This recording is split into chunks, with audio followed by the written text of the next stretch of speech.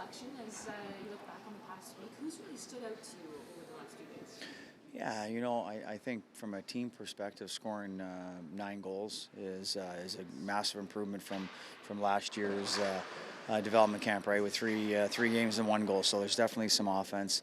So to think about who stands out right away, some of the guys that created some of that offense, right? Tommy having a couple last night, Mariella, Matt Savoy a couple in the first game, not because they're scoring. It means they're getting in those areas and they're doing some good things to create that offense. Arguably, the hardest thing to do is shoot the puck in the net, right? So, so I thought those players, Hudson, Howard had some moments as well.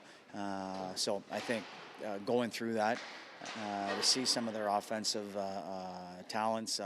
Pitlick is shifty, explosive. You notice him out there; he's all over the ice. So those things I thought were exciting for our coaching staff and for Oilers fans. So what we'd like to do is try to keep it out in net a few more times, being transparent. But scoring 9 goals in 2 games, you got to feel real good about it. We just spoke with Tommy. What did you like about his game and what you learned about him? Yeah, just that he can get to those kind of soft areas and those scoring areas. I think it was a nice read by him to get in that little pocket where he scored his first goal. The power play one was yes, you got to hit the puck and you got to hit the net. There was a little bit of lucky, but you got to be lucky and good in this game. I think he's just an honest 200-foot player.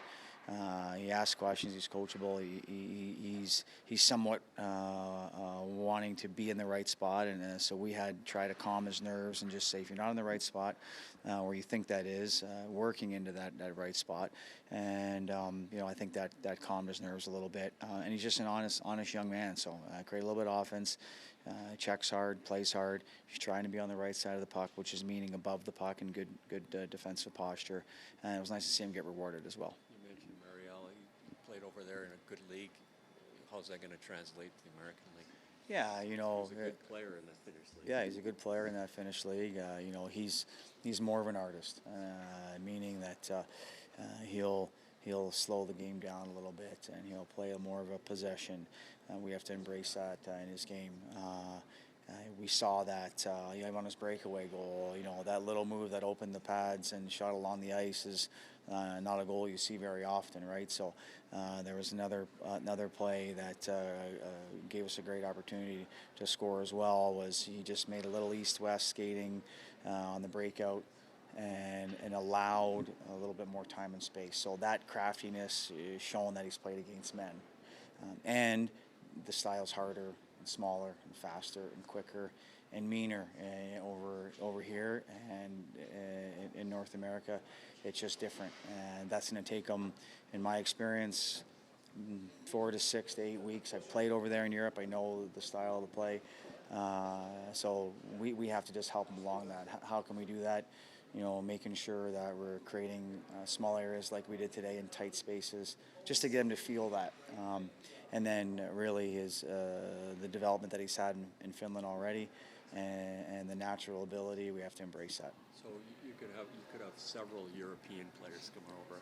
It's a good thing. They're all skilled, but Yeah. They have to learn how to play on smaller surfaces. Yeah, they need to learn how to play on a smaller surface, and I think if you guys remember, right, Philip Broberg, he had a hard time in the beginning. It was actually the same rookie tournament. It was Calgary 2 in a row. It was my first year in the organization, and he got hit a lot. There was not a lot of heavy forechecking, but they're good players. They will adapt. They will adjust. If you coach him up a little, you allow him to experience and feel it. You let him figure it out a little bit on his own as well, and that's really at the end of the day, building that confidence and that relationship to get him to feel. There's also the effect of coming here and our cultures and our food and our housing and all those things. Those are adjustments for them. I know it. I've lived it, and we'll make sure that we provide that support. At the end of the day, we talk about Matt Savoy. You got to meet everybody halfway, right? And Matt did that. He put the work in, and he had the commitment, and then us as a coaching staff have to help guide him and help unlock them. They're all really, really good players. We didn't make them. They're all really, really good players. Everyone's worked really hard to get them here. We got to help embrace it and unlock their potential. So, Janssen, what did you see from the game he played?